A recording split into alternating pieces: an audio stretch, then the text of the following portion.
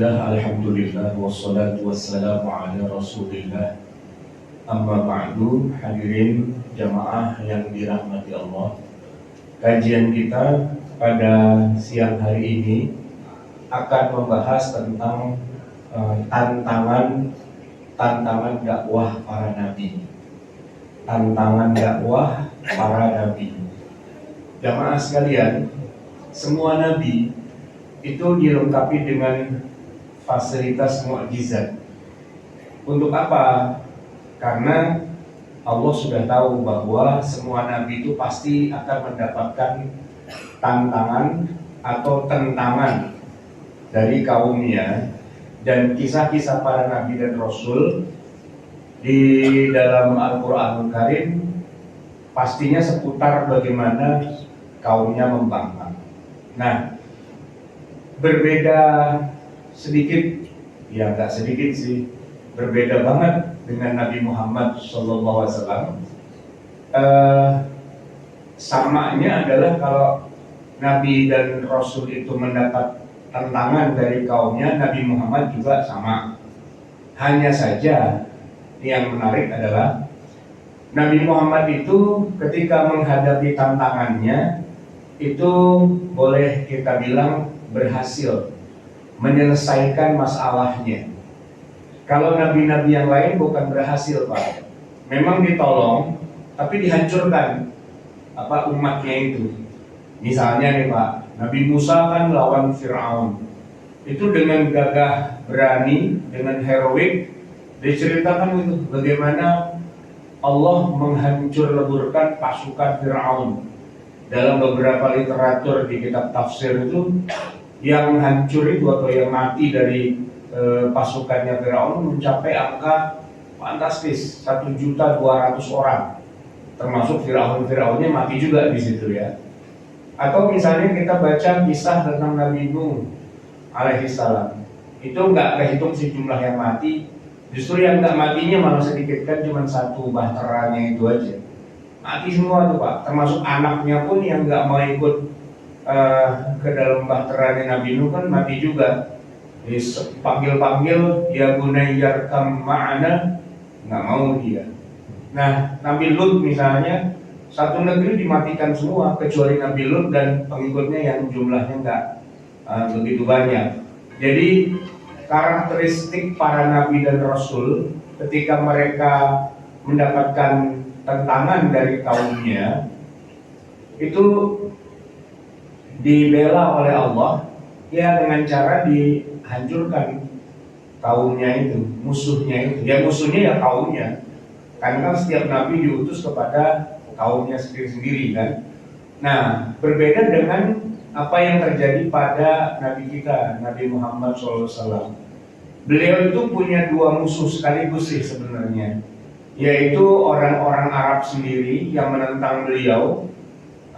Kita sebutnya orang musyrikin gitu ya, atau sebagian lagi menyebut dengan istilah orang Quraisy gitu. Ya pada saat itu ya mereka masih musyrik, makanya disebut kafir Quraisy atau musyrikin Quraisy. Kemudian setelah itu Nabi kan pindah ke Madinah. Nah di Madinah pun beliau mendapatkan tantangan juga.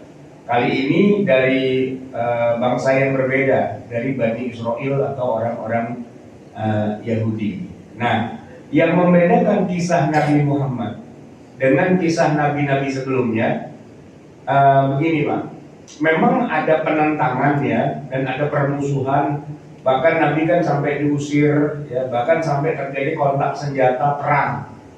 Nah, ini yang menjadi catatan penting, walaupun perang itu ada, kan waktu tahun kedua itu ada perang Badar, lalu ada perang Uhud tahun ketiga, lalu ada perang Khandaq di tahun kelima, dan berbagai macam perang lagi yang lainnya. Cuma, nah ini yang unik Pak, semuanya itu berakhir dengan pada masuk Islam. Ini yang perlu kita catat.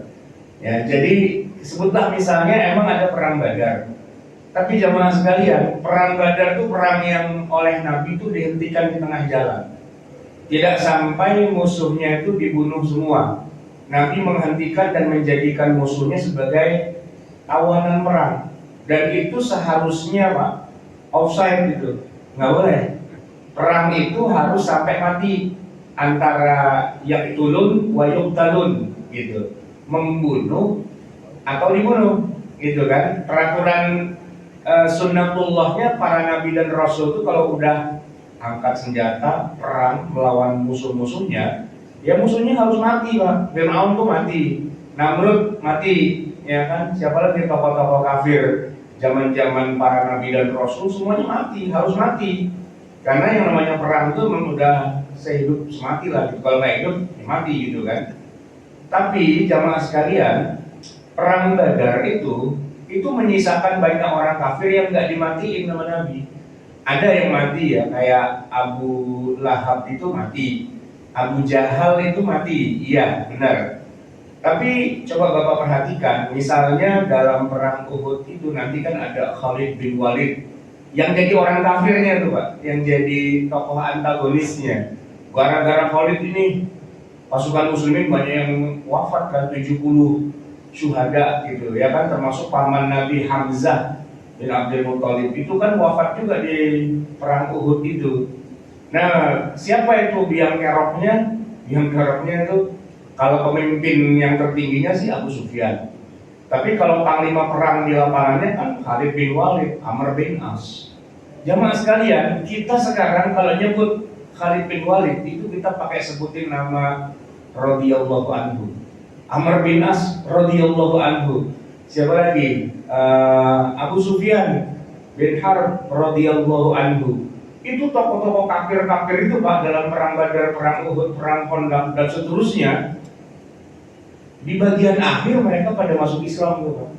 Dan mereka menjadi sahabiyun jalil, menjadi sahabat yang mulia, yang dalam sejarah Rasulullah ternyata ya ada masuk Islam gitu Pak. Dan kita menyebut mereka sebagai para sahabat yang mulia, bahkan gelarnya adalah radhiyallahu anhu. Padahal kalau kita lihat ya istilahnya track recordnya, dulu sempat jadi orang kafir dulu Pak, lama itu. Termasuk yang paling lama tuh Abu Sufyan. Sampai perang Fathu Mekah Pak di tahun ke-8 Hijriah masih kafir aja dia. Ya kan, masih kafir aja. Tapi setelah itu dia baca syahadat dan masuk Islam. Gitu. Dan yang lebih parah tuh Pak, orang Taif itu Pak, Bani Thaqif itu segeblek-gebleknya orang Arab tuh Taif itu Pak. Quraisy masih mending lah ya, tapi Taif itu Pak, parah itu mereka. Kenapa? Ya karena begitu Nabi hijrah gitu ya, awalnya kan Nabi hijrah ke Taif dulu Pak. Sampai itu Pak, sampai mau mati Nabi itu diuber-uber gitu kan. Dan waktu itu para malaikat saja udah gregetan itu. Kebalikin nggak nih ya Rasul? Ya, yang tukang ngebalikin dulu apa tuh kaumnya Nabi Lut ya, bangsa Sodom itu kan negerinya ditebalikin begitu Pak.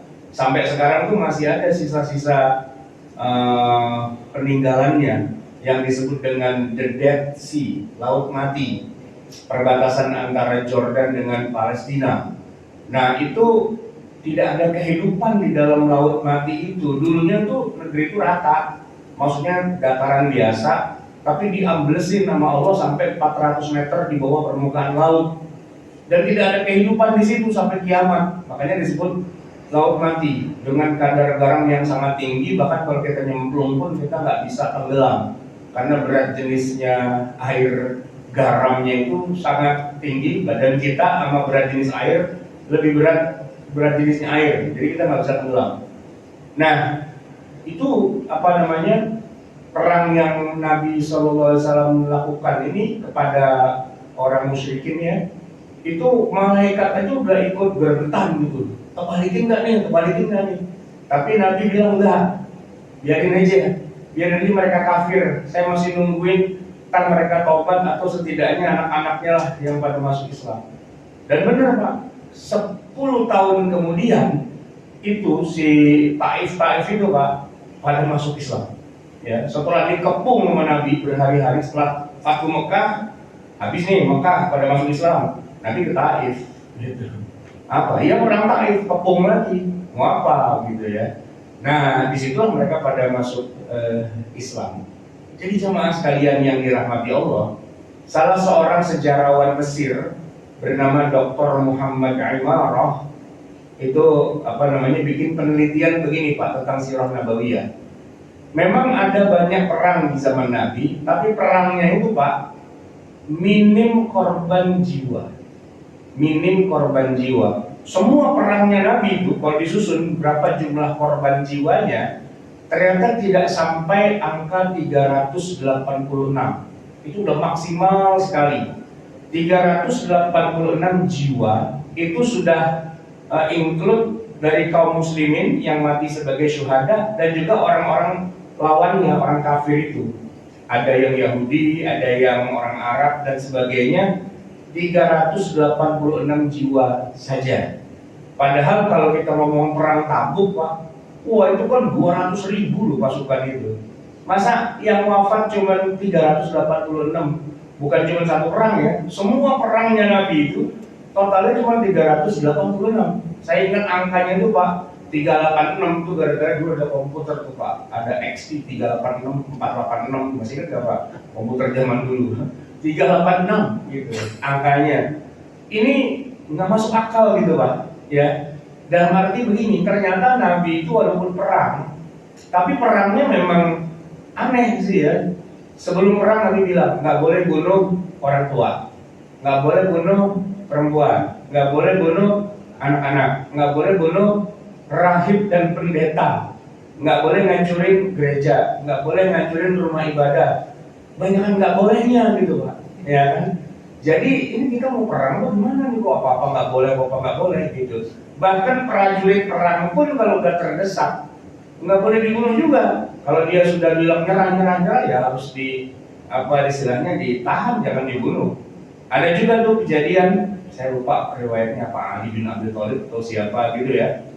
Duel Pak, 1 lawan 1 gitu kan. Emang pejabat juga sih, cuman akhirnya berhasil tuh. Lawannya jatuh, tinggal tembas doang lehernya. Masa lawannya bilang begini, asyhadu an la ilaha illallah wa asyhadu anna Muhammadar Rasulullah. Sekarang aja lo asyhadu lo hajar Pak, jeder, mental kepalanya kan. Tapi Nabi memarahi prajurit itu. Iya, kata dia, ya dari tadi agak asyhadu, bilang gue mau tampol, asyhadu, alah bodoh lah, itu kan dia membela diri aja gitu. Tapi Nabi mengatakan, asyaqaqta sadrahu, apa kamu sudah bedah hatinya? Siapa tuh dia memang benar gitu. Dia benar dalam arti dia baca syahadat gitu.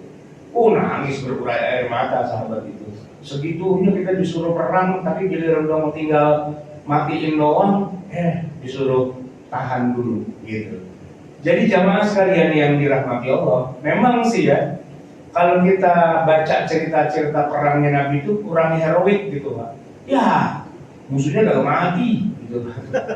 Musuhnya gak mati gitu. Musuhnya masa pada masuk Islam gitu kan, gak seru banget gitu. Kalau nonton Nabi Musa gitu Pak, Fir'aun mati tenggelam, kita tepuk tangan gitu kan. Namrud mati, kita tepuk tangan. Di sini enggak Pak. Abu Sufyan ya pakai masuk Islam segala gitu orang, bukannya dikepret aja, diperintir jidatnya gitu kan. Ternyata pada masuk Islam. Nah, yang menariknya gini Pak, justru orang-orang yang masuk Islamnya terakhir itu Pak, justru nanti mereka punya peranan yang luar biasa. Ketika Nabi sudah wafat, yang menyebarkan agama Islam ke berbagai negeri itu justru mereka-mereka itu. Yang kalau seandainya mereka nggak masuk Islam Pak, belum tentu nyampe sini agama Islam itu Pak. Nenek moyang kita bisa jadi masih nyembah pohon gitu Pak, masih nyembah goa gitu. Ya jadi yang namanya hidayah itu luar biasa. Nabi itu mengambil sebuah katakanlah semacam kayak fasilitas yang harusnya digunakan oleh Nabi, dihemat, nggak dipakai. Yaitu tadi, kalau udah gregetan, musuhnya harus tinggal kites doang, para malaikat udah siap nih, terus Nabi bilang no gitu. Itu berkali-kali Nabi itu membatalkan peperangan atau menghentikan peperangan di tengah jalan, yang bikin malaikat tuh kesel juga. Mana sih ini gitu, komandannya nggak semangat perang gitu. Itu waktu Nabi menghentikan perang di waktu perang Badar Pak. Ini ada kisah menariknya nih Pak. Jadi begini, perang Badar itu perang pertama dalam Islam. Sebenarnya Nabi nggak mau perang Badar, ya nggak mau. Kenapa? Karena biar bagaimanapun ketika Nabi hijrah, itu kan judulnya yang waras ngalah, yang waras Pak. Karena Nabi itu dimusuhi oleh kaumnya sendiri, oleh pamannya sendiri. Itu Abu Lahab kan pamannya, ya kan. Kemudian apa namanya, ada Abu Talib, ada yang itu pamannya, rata-rata masih saudara semua. Nah itu dia, banyak dari keluarga Nabi itu yang masuk Islam, tapi nggak sedikit juga yang tetap dengan agama lamanya. Jadi ya 50-50 lah gitu. Keluarga Bani Hashim ini, ya keluarga Nabi, yang Islam ada banyak memang, tapi yang nggak mau Islam ya ada. Dan yang tidak Islam itu tidak semuanya memusuhi sebenarnya. Cuman masalahnya mereka belum siap aja untuk masuk agama Islam. Contohnya nih Pak, Nabi punya anak. Yang pertama, anaknya Nabi perempuan namanya Zainab. Waktu itu sebelum jadi Nabi, Zainab tuh udah dinikahkan. Ya biasalah, Nabi belum usia 40, ya kan, anaknya udah banyak gitu, udah ada 6. Yang paling pertama tuh Zainab dinikahkan. Nah, ketika Zainab nikah gitu ya Nabi seneng lah kan udah punya mantu namanya Abul As. Masuk usia 40, Nabi dapat wahyu, ngajak dong Nabi anak-anaknya, keluarganya termasuk mantunya masuk Islam. Nah Zainab baca syahadah, tapi lakinya Zainab si Abul As nggak mau gitu, nggak mau baca syahadah. Tapi nggak musuhin Nabi juga, cuman kalau disuruh meninggalkan nyembah berhala-berhala itu dia masih nggak mau. Tapi kalau masalah berhubungan baik, ya itu mah nggak usah ditanya.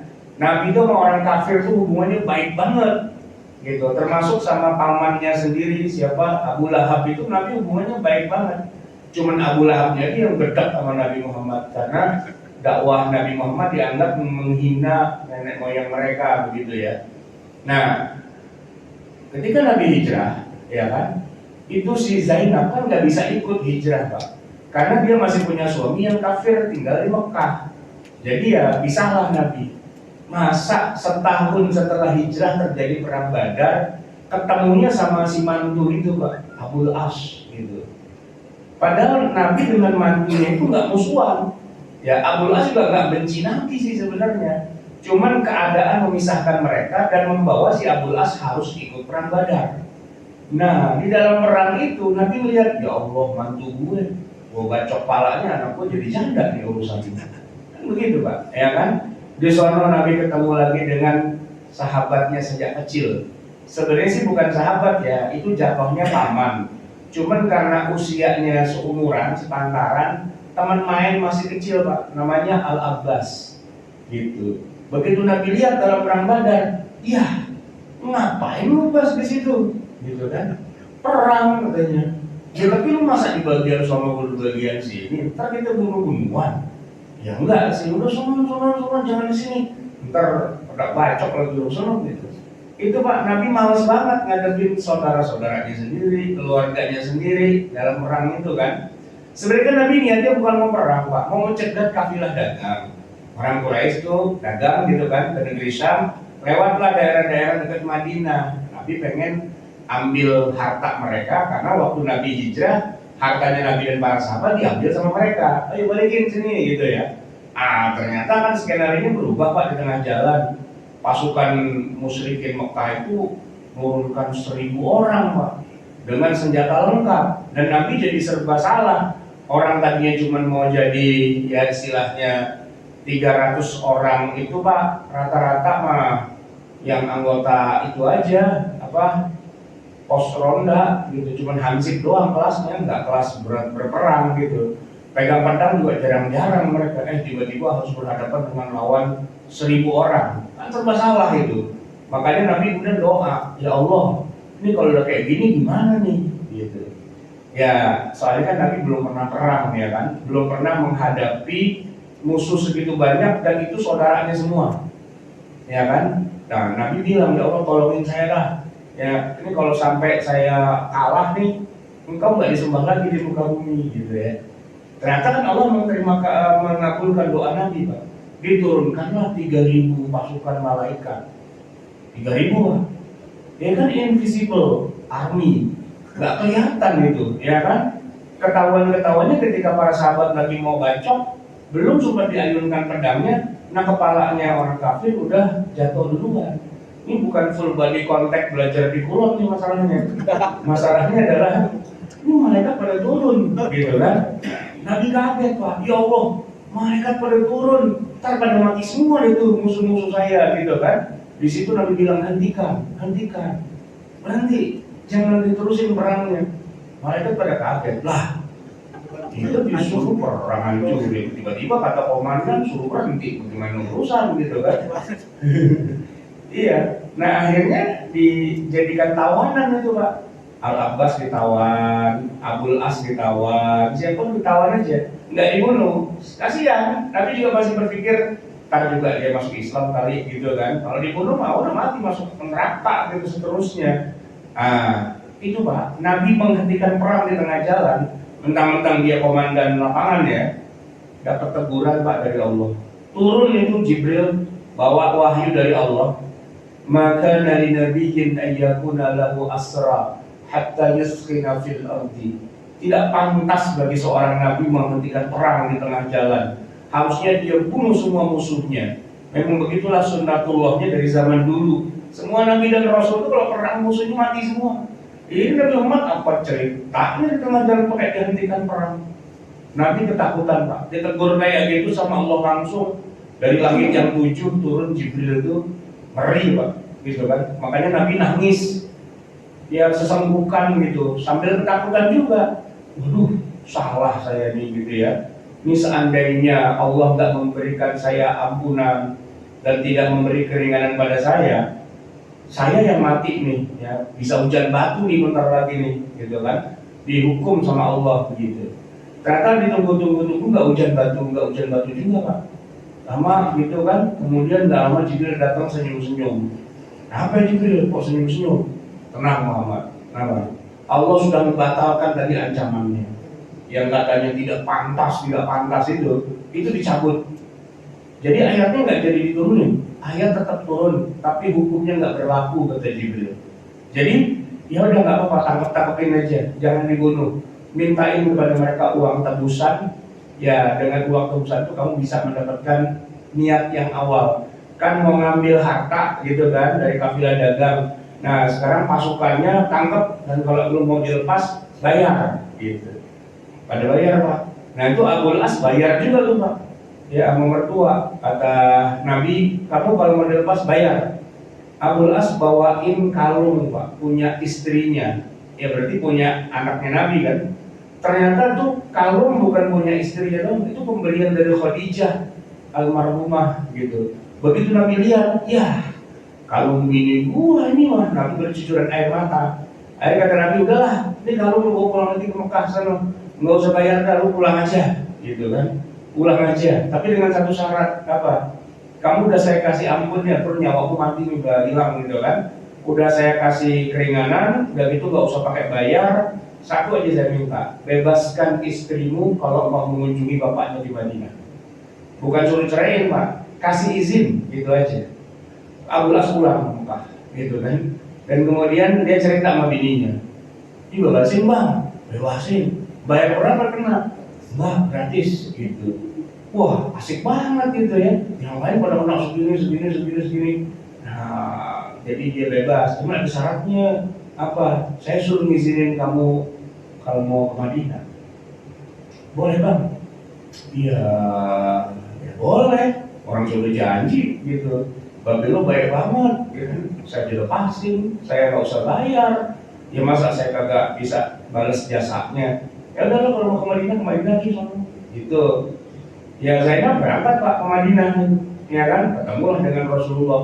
Seneng dong gitu ya. Nggak diceraiin Pak. Tetap suaminya di Mekah dan Zainab ke Madinah. Nah yang jadi masalah, Abul As di Mekah, ya kan? Malam pertama, malam kedua masih bisa tuh Pak.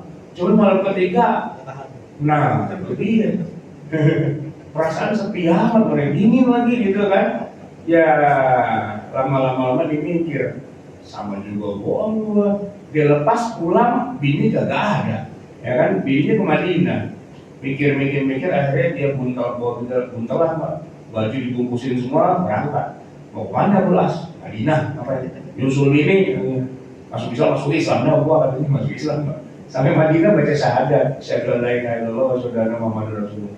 Nggak dipaksa, nggak disuruh gitu sama Nabi. Alhamdulillah di akhirnya dapat hidayah juga ujung-ujungnya. Mantu tuh Pak hitungannya, ya kan? Siapa Al-Abbas bin Abdul Muttalib bilang gitu juga. Dibebasin sama Nabi, udah lu nggak usah bayar. Teman juga, udah pulang dah sama gitu. Ya, pokoknya ikut-ikutan lagi ya, gitu. Nah, ada aja Abu Sufyan itu yang pada akhirnya dia masuk Islam. Jadi jamaah sekalian, Nabi itu nggak tega membunuh masih keluarganya sendiri. Kan perang Badar itu perang keluarga gitu sebenarnya kan. Nah, oleh karena itu jamaah sekalian, satu hal yang patut dicatat bahwa kalaupun Nabi Muhammad itu juga diperintahkan jihad, jihadnya tuh aneh Pak. Nggak boleh bunuh ini, nggak boleh bunuh itu, ya nggak boleh bunuh siapa dan sebagainya, banyak peraturan. Sehingga perang dalam Islam itu emang targetnya bukan mau membunuh orang kafir, enggak. Targetnya bagaimana biar orang kafir itu dapat hidayah, gitu intinya. Dan itu terbukti Pak. Ketika Nabi wafat menghembuskan nafas yang terakhir, 120.000 orang Arab itu baca syahadat di hadapan Nabi. Belum pernah ada sejarahnya Nabi ya diikuti oleh orang segitu banyak ya oleh bangsa Arab gitu kan. Wah, sampai kemudian ya Nabi memang cita-citanya segitu. Fa inni mukatsirun bikumul umama yaumal qiyamah. Aku berlomba banyak-banyakkan pengikut di hari kiamat dibandingkan umat-umat yang lainnya. Dan Nabi Muhammad punya satu satu hadiah lagi yang juga tidak dimiliki oleh para nabi yang lain pada umatnya, yaitu syafa'ah uzma. Syafa'ah uzma itu gimana? Kata Nabi, pastikan kamu mati dalam keadaan Islam, ya Islam dulu ya gitu ya. Nanti kalau di akhirat kamu masuk neraka, tenang ada saya. Tenang ada saya. Nabi punya privilege mengeluarkan orang yang mati dalam keadaan Islam. Kalaupun dia masuk neraka, Nabi yang ngeluarin, gitu. Dan itu tidak dimiliki oleh nabi-nabi yang lain. Jadi nabi-nabi yang lain itu memang nggak ada perjanjian sama umatnya mau ngebela, dan nggak ada kesepakatan syaratnya yaitu kalau mati dalam keadaan Islam itu enggak. Nah kita dengan Nabi Muhammad itu ada perjanjian Pak. Jadi nggak apa-apa mati masuk neraka, tenang ntar ada yang belain di sono, gitu. Ya walaupun pembelaan Nabi itu ya terukur juga sih. Masa orang jahat sejahat-jahatnya masuk neraka sehari dua langsung keluar, ya enggak juga. Ya, tapi maksudnya begini, tetap akan ada yang bantuin, tetap ada yang ngurusin, tapi hitung-hitungan mah tetap gitu Pak. Dalam arti pasti keluar, intinya gitu. Cuman masalah berapa lama dan berapa dalam tuh nerakanya, ya lu pikir-pikir aja sendiri dah, ya kan hitung-hitung gitu kan. Nah, tapi dijamin pasti keluar. Tinggal masalahnya tipis apa enggak tuh perbedaan jarak antara amal baik dan amal buruk, gitu aja. Kalau yang paling bagus Pak, mati dalam keadaan baca syahadat muslim gitu ya. Dan pahala banyak, dosa dikit. Jadi kalaupun ada dosa ditebus dengan pahala yang begitu banyak, selesai. Nah, berarti itu langsung surga Pak, nggak pakai lewat neraka. Nah, itu yang kita berharap dibilang husnul khatimah itu yang kayak gitu ya kan. Itu yang kita selalu mintakan pada Allah. Tapi kadang-kadang ada juga umat yang rada-rada belangsak gitu Pak. Belangsak, kenapa? Islam sih Islam, sholat jarang, puasa jarang, ya kan, mengerjakan perintah-perintah Allah itu jarang. Tapi kalau ditanya agama lu apa? Ya Islam sih, gitu. Islam tapi ada sihnya gitu Pak. Islam sih, tapi banyak dosa banget gitu kan. Nah yang kayak gini-gini nih ntar emang jadi kerjaan sih Nabi gitu ya, jadi kerjaan. Nabi mengawal. Ya, salah satu media untuk mengetahui di neraka itu mereka adalah muslim yang harus dikeluarkan dari neraka adalah dari pancaran wajah, ya, simahum fi wujuhihim min atharis sujud. Ciri-ciri mereka itu pancaran wajahnya itu bekas sujud atau bekas berwudu, nyala mukanya Pak. Ini bukan bukan avatar gitu ya. Tapi kira-kira gitu pada nyala bukan. Wih, pernah sholat tuh berarti lo pernah sholat. Ya Rasul, saya umatmu, nyala gitu kan. sama dari diparanin, dia udah sini ikut, dia udah sini ikut gitu. Cuman kalau yang jarang-jarang sholat, nyalanya begitu Pak, nyala dikit bentar hilang lagi, nyala dikit. Nah, nggak pernah sholat, gimana?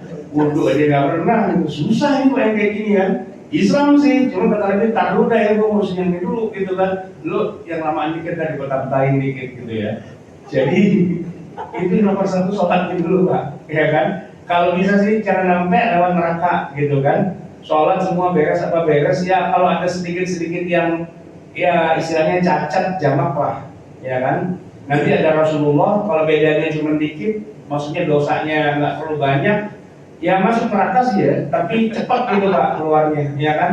Pagi masuk, siangan dikit udah keluar gitu kan. Ya kalau ada gosong-gosong dikit, sangit-sangit dikit ya jamak lah gitu istilahnya. Ya kan, apaan nih gosong ini? Saya Pak, harus direndam 2 jam gitu. Kan 2 jam doang. Ya nggak jauh beda sih antara pahala dan dosa, itu seri gitu kan, beda dikit doang gitu. Alhamdulillah Pak. Ya tapi ya namanya neraka biar kata 2 jam juga sakit juga tuh Pak, sempat ganti kulit berkali-kali kan. Karena orang kalau di neraka kan dibakar itu kan gosong kulitnya. Kalau kulit gosong Pak, semua sarafnya itu kan nggak bekerja. Kalau saraf nggak bekerja, mau dibakar juga nggak berasa sakit Pak. Karena dia bilang, kalau neraka sakitnya cuma sekali doang, pas lagi dibakar yang pertama katanya. Udah kesana itu udah nggak sakit. Kenapa? Orang udah gosong semua, sakit apa lagi gitu kan?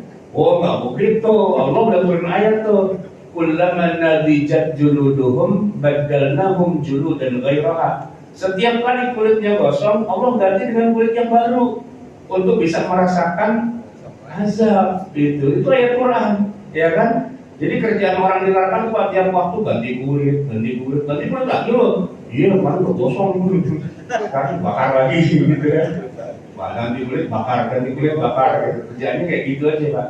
Nah, semoga gitu ya Rasulullah SAW itu mengenali kita gitu ya. Salah satunya adalah dengan kita mengenali Rasulullah. Kita banyak bersolawat, tapi yang membuat kita cinta itu bukan solawatnya Pak.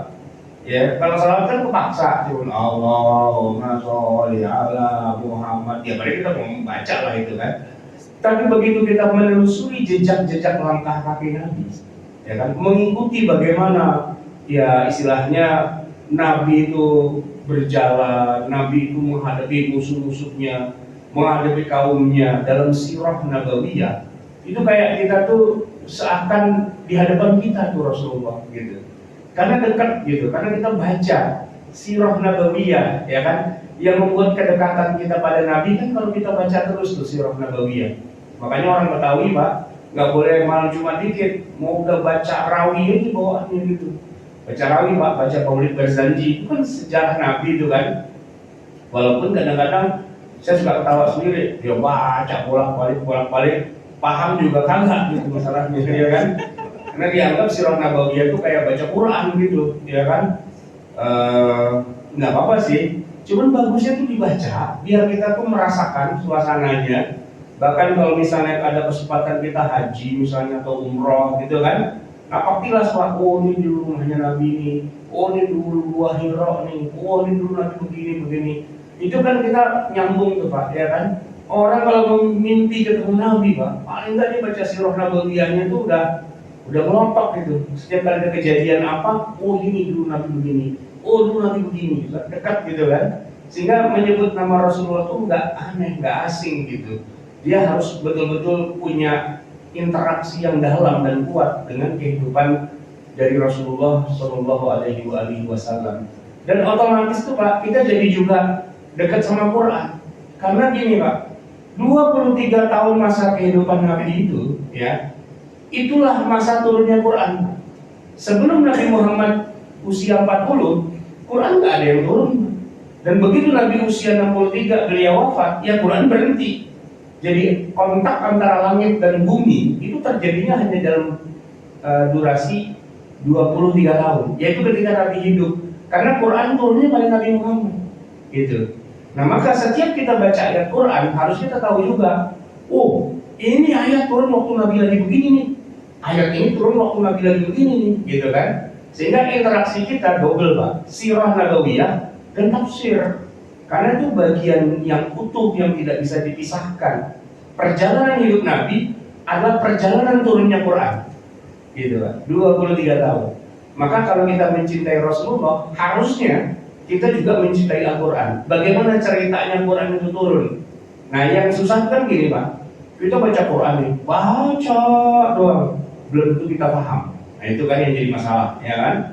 Padahal sebenarnya Pak, nggak ada cerita kalau baca Quran itu harusnya kita ngantuk tuh nggak ada.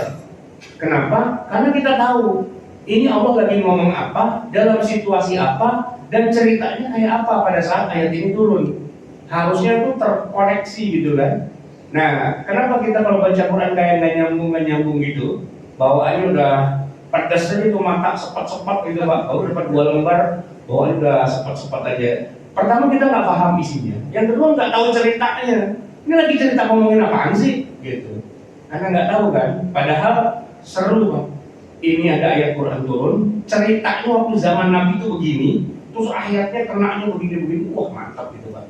Kajian tafsir berbalut dengan kajian sirah nabawiyah. Jadi kita bersama Rasulullah, kita bersama Quran. Seolah-olah kita hidup di tengah-tengah para sahabat Nabi. Ketika lagi berkecamuk perang Badar, kayak kita ada di situ. Lagi berkecamuk perang Uhud, kayak kita ada di situ. Lagi berkecamuk perang Fathul Makkah, kayak kita ada di situ. Karena kita menghayati gitu Pak, ya kan? Nah itu yang seharusnya dikatakan bahwa Quran itu hidup di tengah kita. Nabi itu hidup di tengah kita. Sebenarnya bukan Nabi yang datang ke kita lah yang pakai lorong waktu pindah ke zaman Nabi, ya kan, secara imajiner gitu Pak. Nah semoga Allah Subhanahu Wa Taala memberikan pada kita kesempatan di akhir nanti kita bisa bertemu dengan Rasulullah SAW yang kita nantikan, memberikan syafaatul usmanya. Dan kalaupun kita berharap tidak usah pakai lewat neraka, langsung surga aja gitu kan. Ketemu juga ya kan Nabi itu di surga Firdaus. Ya Rasulullah, ini tempat saya udah cakep sih, cuman kalau bisa naik lagi upgrade boleh juga ya Rasulullah. Gitu kan. Lebih seru tuh Pak ya kan. Semoga bermanfaat. Mohon maaf atas segala kekurangan dan kesalahan. Adanallah wa iyyakum ajma'in wa nafa'akum. Assalamualaikum warahmatullahi wabarakatuh.